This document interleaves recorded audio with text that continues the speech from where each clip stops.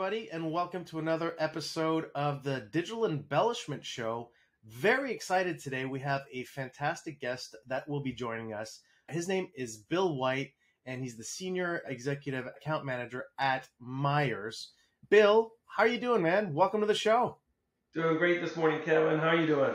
Oh, I'm doing fantastic. Thanks so much for being on. So, Bill, before we get started, why don't you tell us a little bit about what you do and who Meyers is, and why I'm actually so excited that you're actually on the show with us today. Well, we at Meyers, we're a packaging company, but also produce displays as well and labels. So we have kind of multiple divisions. We actually have a new division that we just launched, which is pretty exciting. It's called Function 47. And the focus there is printing with conductive inks and also RFID antennas. So we're doing some pretty cool stuff that's kind of pushing the envelope of technology these days. Oh, man, that's awesome.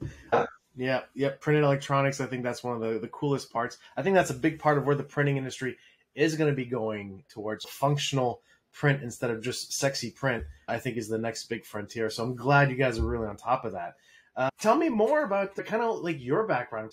So I've actually been in the industry for about 40 years. I know that sounds crazy, but I've seen a lot in 40 years. I started in, believe it or not, in microfilm. When I was in high school, I worked on a microfilm conversion project, and when I came out, I was in college, started 35 millimeter microfilming back in those days, and that company was bought out by a Reaper Graphics company, which I didn't even know what Reaper Graphics was, and pretty quickly was thrown out into sales to sell the reproduction of architectural and engineering drawings, blueprints and copies of specs. No kidding. So I'm based in the Seattle area, and I worked with all of the largest architectural and engineering firms in Seattle during the 80s and 90s to reproduce all their plans and specs. And during that time, the architectural firms, they wanted to be able to make things sexier and cooler for their proposals, right? A lot of their marketing people. Canon came out with a new color laser technology, which is digital color laser printing, which was like amazing at that time, right? So they could give us photos, we could reproduce those color copies. And then a few years later, the ability to be able to print from a computer to that color laser output device, that was monumental, right? I mean, you're talking now, it's just like, what? But back then, that was huge. Drawings, architecture drawings were now computer-aided design. That was all just coming out. So anyway, I went from there actually to a really cool digital imaging. We were kind of the gurus of digital imaging scanning and output. So Kodak's photo CD technology, which was brand new, high-res scanning on drum scans, if you can remember that, but there were drum scanners back then. Yeah. All really cool stuff. And we were outputting to both color laser devices as well as electrostatic printers so we could make wallpaper. So back in the day, I was reproducing wallpaper for Starbucks. No kidding. We would print it on electrostatic, then it would be through a dye sublimation transfer to the wallpaper. That was just one of the things. And one of the things we could do was take a digital image and through laser imaging, image that to a negative, an actual like silver halide negative, put that into a camera and blow it back onto large photographic paper. So those big photo murals that you saw in the retail stores forever, in 90s, 2000s, and still today, were all done back then by imaging to a negative first. No kidding. That transitioned into being able to image directly to photographic paper. Wow. So those are some of the transitions that we saw over the years. And I made the transition, 25 years ago into packaging because I was the vice president of the largest photo and digital imaging lab on the West Coast. And I watched one morning one of the professional photographers come in, and this is a very well-known photographer. I mean, Images on National Geographic, walked in with a disc and said, "Can you output some prints for me?" And I saw that and I was like, you know what? I know where this is going. And the crazy thing is that all of those photo labs that were in Seattle, there were 3 or 4 major photo and digital imaging labs back then. They're all gone. Wow. Because everything went from film for the most part to digital, right? Yeah. So I know I sound kind of like a dinosaur, but I've watched this transition over the years from kind of conventional printing to digital printing and imaging, and then a combination. I kind of came back to a combination of both and hybrid imaging, where you can combine flexo printing and digital imaging or digital printing all in one pass. Sure. Through a press. Wow. So yeah, now being in the packaging industry, we're seeing that, right? Where it was just litho printing and embossing and foil stamping, and that's now evolved into this really cool technology that you can add digital embellishments. Yeah. So packaging is now going digital. You're seeing that.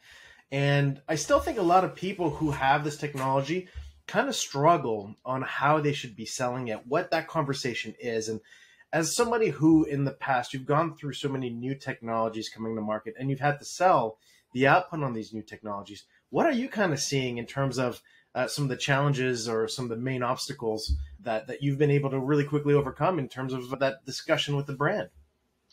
Well, that's a great question. And it's interesting because having been around for a while, you see and hear about these new technologies that are coming into the marketplace. This is going to be the cool thing. And we've seen them come and we've seen them go. We've seen them come and we've seen them go. But this has stayed around, right? We saw this come. It didn't take off initially like we thought it would, because this is just amazing to be able to produce some of these really cool images, foil and raised UV coatings. It didn't take off like we thought it would, but it's still here. And the reason is that it has a place in the market to help the retailers be able to increase their shelf presence, right? The shelf awareness on the shelf, so that clients can actually, they can catch their attention. So that's a big deal. And it's the 3-second rule. You have 3 seconds to gain attention from 5 to 10 feet. And this is a way to do it.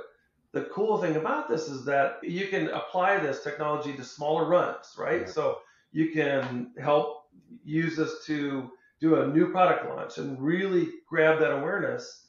And eventually, if it gets into really, really high production quantities, you can either scale that back or go to traditional, like you said, foil stamping, embossing, those kind of things. So it's a great bridging technology, but it is also makes it possible to do digital, like variable imaging, right? So it doesn't have to be one static image. It can be different patterns. It can be personalization, those kind of things, which is also kind of a big deal, right? And we have used that before. Oh, for sure. So okay. So really quick question. First of all, if you had to gauge from 1 to 10, 10 being like super familiar and 1 being like not at all familiar, most of the brands and agencies out there, when you show them this stuff, how educated are they on this type of technology, this type of process? My experience is they're not very educated. Right. They're not. Or if they've been exposed to it, it hasn't been presented in the way that it really should be. And where we've had success with it is we're presenting to them an opportunity to increase their sales, to get sales lift, right? And to also be different. The one thing that I hear over and over again out in the trenches, and I deal with some of the largest brand names in the country, certainly in the world, and also smaller brands, right? So I'm not only dealing with the huge guys, I'm dealing with small companies, anywhere from 100,000 to 1 million. All of them say, I want to look different. How can I look different from my competition, right? Right. So this is one of those ways, kind of circling back to your question, this is one of those ways to look different from the competition. And it's not something that is really, really difficult to do either, right? You don't have to redesign your structure, the structure of your packaging and redesign all the production. It's basically take those sheets from the press, add some digital embellishments, and get completely different shelf presence. Sure. Do you guys ever do fun stuff? Like have you ever done like A/B testing with a package to say, okay, we're going to do, I don't know, 100 boxes with gold, 100 boxes with hologram, 100 boxes with just 3D varnish, put them in 3 different stores and kind of see which one sells more? Or is that any of the stuff that you guys have kind of proposed to brands yet? Or is that still next generation Meyers 2.0 kind of stuff? I proposed that before. Typically, the brands are kind of like, because they're still trying to wrap their head around even adding digital embellishments. Yeah. But I can tell you, as kind of a case study, one of my larger clients that I produce very large quantities, these production quantities, their cost for this, because we talk about cost, we talk about selling price, their cost for this, it may add for a carton, a fairly good sized carton that's going to be on the shelf, 45, 50 cents to the price of, or to their cost, right? Yeah. And some people would be like, oh my gosh, that's huge, 45, 50 cents. But they're taking that, they're selling it for 25 to 50% more out in the marketplace just with adding this. And that sales lift equates to them to anywhere from $2.50 more per package to $5 more per package or more. So, I mean, do the numbers. They fly off the shelves. They fly off the shelves. I think that's the conversation a lot of people don't know how to have, is the effect of, I think the word is premiumization, right? How do I sell my same product at a higher price by making it look like the prime version of this product? And there's a lot of that going on. How do I lift my retail MSRP? How do I lift that? And I think that conversation really does come down to, look, it's going to be a higher unitary price, but the advantages are, number one, you're going to sell more in volume. And number two, you can increase your price because you're obviously bringing up premium packaging, a premium product to market. So tell us more about some of the trends that you're seeing when it comes to digital embellishment. Like, is there anything that you're kind of spotting that are, hey, this is kind of like a niche? Like, we just did an interview. Like, a lot of people are talking about the colleges and the universities are a really hot market. Other people are saying invitations for weddings are coming back. None of them are really in pure packaging, kind of like you guys. But is there anything that you're kind of seeing out there? Any trends that you want to talk about that you've noticed as somebody who's knocking on doors every day? The one kind of channel category that we see this really resonating in is health and beauty. And that tends to be one of those categories where a lot of the packaging on shelf has some kind of foil or some kind of fussing, and clients that are breaking into the market with a new product, they may not have large production volumes, and so the tooling to be able to do something like that is very expensive up front. But adding digital embellishments, they can compete with that look or look even better. Yeah. And the setup costs are a fraction of what it would be. And then again, once you get to production volumes that make sense, then you could maybe make that a little bit more traditional. Yeah. So health and beauty, that's where it seems to resonate quicker when we talk to those clients, because that's their competition, right? Yeah. So we're seeing more and more of that in health and beauty. Again, I spent a lot of time in kind of the gaming category, and with new launches and really high profile launches, it's pretty competitive out there. There are 3 or 4 major gaming companies that compete head to head all the time. And honestly, one of the other things where I'm seeing some more interest is, and this is a totally different way of thinking, but incorporating this with a point of purchase display. So a floor display, the header graphics, that's something that's not huge. It's like, how can you make that different? Just add some gold foils or raised UV gold foil to a header. Yeah. It's an easy way to totally make that look much more premium and grab people's attention. No kidding. And you have that consistency between, if you do the same type of embellishment to the header than you do to the boxes, you have that level of shelf consistency where everything's kind of connected. And obviously that ties in pretty well together. Yeah. And not just a floor display, but even what we call a PDQ display, just a tray that's on the shelf. Add that to the header, and the products, like you said, it's consistent. But my gosh, I mean, in comparison to the other things that are on the shelf, it blows them away. Do you ever point out to like your clients when you're showing them samples? Do you ever point out that like all of a sudden their fingers will just start petting the print and just start touching? And what's great is, number one, you kind of come in with a book. I have some samples, and I'll just lay them there when I'm talking to the client, and they keep looking at it, right? They keep looking at it. It's like, I'll get to it, and they just keep looking at it. But then when you hand it to them, or first you start showing them the book, and they're just waiting, kind of like, can I reaching like, and finally you hand it to them and let them do that. And it's so fun to watch. Yeah. I mean, it's so fun to watch. And then I'll even bring it up and just say, what you just did is really what your clients are going to do. That's right. And it happens every time. That's right. You That's know, the way to do it. That's the it grabs their conversation. attention from the get-go, and they can't wait to touch it and feel it. Yeah. Even tell them, bring very it home to your family, bring it home to your kids, and just don't say anything. Just give it to them and see what they do. And if they reach out and they touch it and they feel it, then, you got to put it in an order with us. Yeah. So, I mean, really, if you look at it, on one hand, technology's been out there for a while, and it hasn't completely caught on. So you can either say, well, shoot, maybe it didn't work, or actually, the way we're looking at it is there's a great opportunity because the marketplace hasn't completely embraced this. Right. Great opportunity for you to look different, and Sure. other people either don't know about it. There's a lot of them, like you said, to your point, that don't know about it, or it's just not being presented in the right way. I think education is the number one issue. And I think as more people start getting into this, more people are selling it and they're starting to see it on the shelves now. I think now it's definitely on the way towards the mainstream, but it's not there yet. So I think that's as you said, this the opportunities to be an early adopter, get in, set the pricing, and kind of create the branding. If you had to pick between just varnish and just foil, your machine was locked up, you can only do one or the other, what would you pick? Boy, I'll tell you what, the foil is what's really, really grabbing people's attention. And not to say that the varnish isn't. The raised UV varnish, there's some really cool things you can do with that. Yeah. And we're actually doing a combination of both. So that doesn't answer your question. Foil for me, that's what, my clients, it's shiny, it's attention grabbing. The raised UV coating is more tactile. Yeah. So people are maybe more, like you said, for direct mail or things like that, where they're handling it. For me, they do feel it when they get to the packaging, but I have to grab their attention on the shelf first, right? Yeah, the ice first.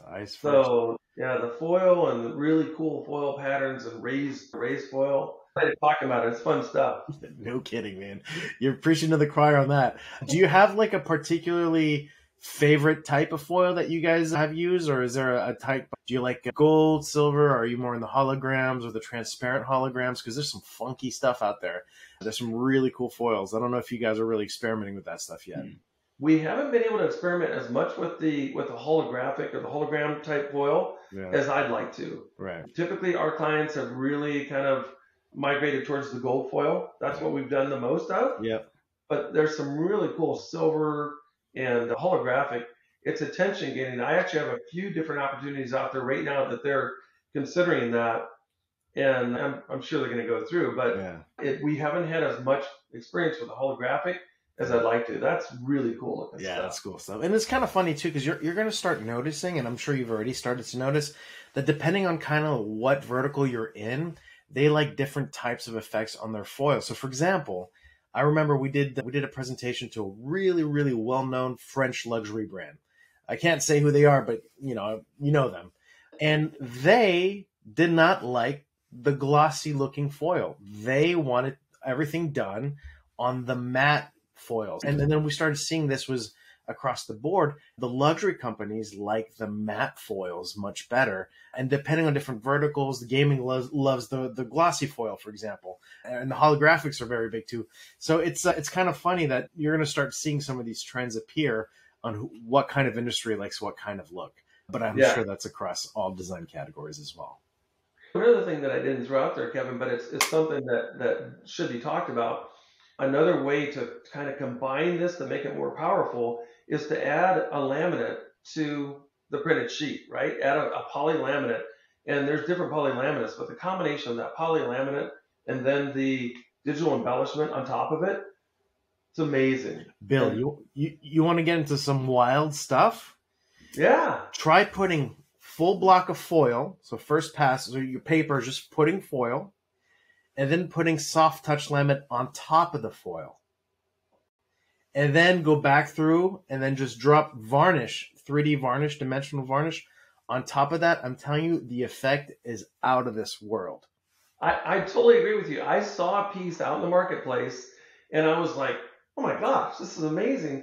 And being in the printing industry, and for those of us that are listening in on this, I mean, we've all done it. We do it. We drive our kids crazy, our wives, whatever, crazy, because they're like, don't do it. And you pick it up, you start stroking it and figuring it out. So I picked this thing up and I'm trying to analyze, how do they do this? Yeah. How in the world did they do this? Yeah. And it was exactly that. I actually had to talk to somebody else to figure out that they first put that foil down, then completely dulled it, Yep. right, with that soft touch, and then reactivate it with a gloss, and it looks phenomenal. literally like the foil was on top, but it wasn't. Yeah, it's my new favorite look. You can get really cool effects by using that kind of stuff. And you don't have to always use laminate. You can even do a soft touch coating on like a Harrison Bruno on top of the foil, and it looks the same. So it's really, really cool stuff out there. And yeah, I love the effect that laminate has. But a real question, have any of your customers, brands, pushed back on laminates from a sustainability standpoint? What are you hearing? That there is some pushback, and something that I should mention that Meyers is, we've embraced the whole sustainability initiative. That's something that is core to our company. We've added solar panels on top of our production plant. That's awesome. We're a certified green printer, which a lot of people don't even know what SGP is. Yep. Look that up. Yep. SGP. Yep. Go out and get your certification. It's a big commitment, but that's something that's important to us. And so our clients are saying, hey, you're talking about laminate. Is this something that I can put in the landfill? We've done a lot of research on this, and this still working with some of the laminate companies because they're trying as fast as they can to come out with stuff that you can actually put in, degradable or put in the actual recycle bin. So there's pushback on it. There are some certainly coatings that can be used, but even on the polyfilm laminate, there's some of them out there that can be recycled, and they're coming out with more. That's a big push. They're going to move. Yeah, they have to. Listen, Bill, last question before we go. You've been selling embellishments for about a year now. If you can go back 1 year ago and sit down with Bill White of 2022 and sit down and say, hey, listen, Bill, you're going to get this new technology. Here's one piece of advice I really want you to follow. What would it be? I kind of alluded to it earlier, which is, number one, you can go out. Initially, we took it out to the marketplace, and it was, hey, check this out. Look how cool this is. I'm sure you're going to want to be a part of it, right? Right. And not everybody jumped on board, right? It's like, yeah, that looks really cool, but, I don't think I'm ready for it yet. Right. As opposed to evolving that into, let's really take a look at this from a business case, right? Your costs, consider either your increased market share or how much more you can sell it for. That really, really gets their attention and kind of helps push that over the finish line, because they love how it looks, right? Right. But you have to help them get over the thought process of, this is going to cost me X% more.